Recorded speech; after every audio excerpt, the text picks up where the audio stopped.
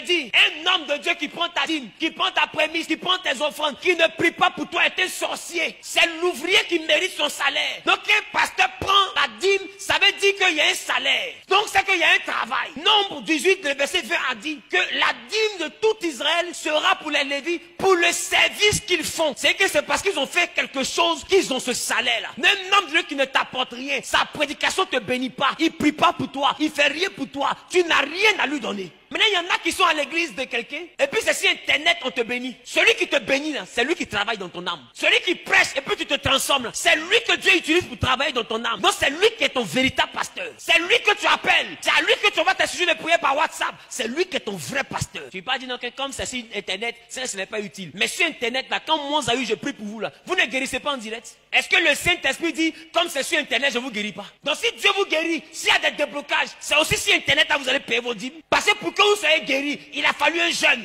il a fallu des prières, il a fallu des consécrations, il a fallu chercher Dieu, il a fallu veiller, il a fallu crier à Dieu, il a fallu supplier, il a fallu des requêtes, il a fallu intercéder, il a fallu lutter devant Dieu, chasser des démons pour que ta vie soit bien. Pour que les prédications te fassent du bien. Et tu dis, l'homme, il prêche bien. Je suis abonné à sa page. C'est parce qu'il se consacre pour que Dieu lui parle au travers de sa parole. Pour que ça puisse te bénir. Parce que tu es un peuple que Dieu lui a donné. Mais tu n'es pas dans la même ville. Mais Dieu t'a donné à cet homme de Dieu pour que sa prédication puisse changer ta vie. Son salaire là, pour le service qu'il fait là, on appelle ça la dîme. L'ouvrier mérite son salaire.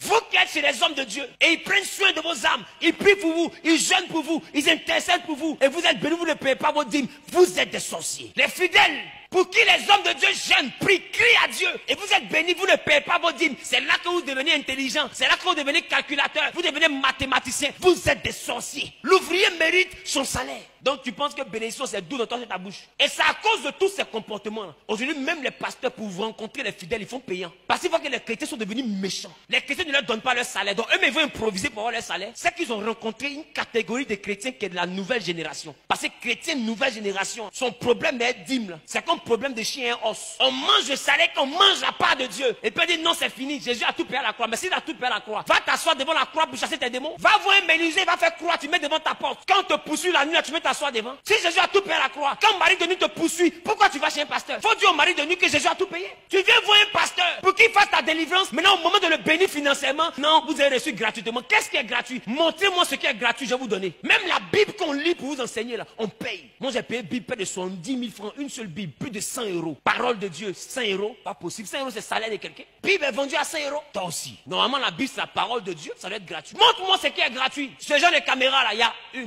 2, 3, 4. Il y a encore 2 en réserve. C'est des caméras qui coûtent des millions. Reviens si moi, ils vont me voir. Pourquoi tu me vois en Europe là-bas et puis tu dis Amen? C'est l'argent. Qu'est-ce qu'on a reçu gratuitement? Et puis les chrétiens fatiguent les gens. Avec vous avez reçu gratuitement, donné gratuitement. Dans ce monde ici, il y a quelque chose qui est gratuit. La seule chose qu'on a reçu gratuitement, bien aimé, c'est le souffle de vie. Parce que même l'onction, c'est pas cadeau. L'onction pour l'avoir, faut veiller dans la prière. Faut jeûner, faut crier à Dieu. Faut intercéder, faut se consacrer. Faut se disposer pour que Dieu puisse te remplir. Ça ne vient pas par hasard. Il y a un prix à payer pour avoir l'onction. Si c'était gratuit là, toi aussi tu vas avoir l'onction. Il y a toujours un prix à payer. Arrêtez les histoires que vous avez reçues gratuitement. Donnez gratuitement. La chose qu'on a tous reçue gratuitement, c'est le souffle de vie, la respiration. Ça vient de Dieu. Mais manger que tu as mangé quand tu étais petit, cérélac, la bouillie que tu as bu là, on a payé. Couche qu'on a mis sur tes fesses, on a payé. Brosse, on a pu te brosser, on a payé. Même ce qu'on a pu payer tes cheveux, on a payé. Pommade, on a mis sur toi, on a payé. Dès que tu viens au monde, tout est payant. Jusqu'à ta mort, même le sol où on t'enterre, on paye. Tu vas payer, tu vas pas où on t'enterre. Tu vas rester sur un arbre. Même arbre va se fâcher parce qu'il va dire, tu ne m'as pas payé.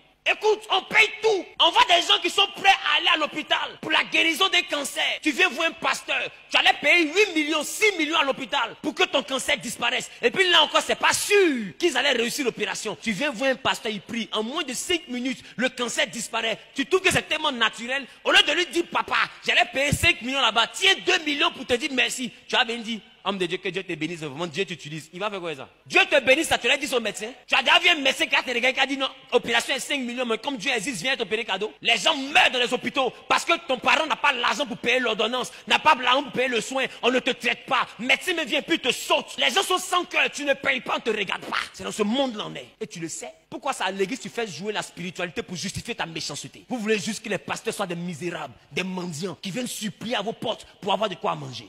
Un vrai enfant de Dieu n'a pas ce cœur-là. La dîme, c'est le salaire des hommes de Dieu. Il faut payer. Donne à César ce qui est à César. Les hommes de Dieu, jeunes, vieux, adultes, vieillards, peu importe. C'est leur vie qu'ils sacrifient. S'ils meurent, tu ne t'occuperas pas de leur famille. Non, pourquoi ils ont des maisons? Pourquoi ils n'ont pas de maison? Toi, tu auras une retraite. Lui, il a une retraite. Ces enfants, il n'y a pas un ange qui va descendre pour dire, je vous envoie en terminale. Il n'y a pas. Arrêtons ça. Prenons-nous au sérieux.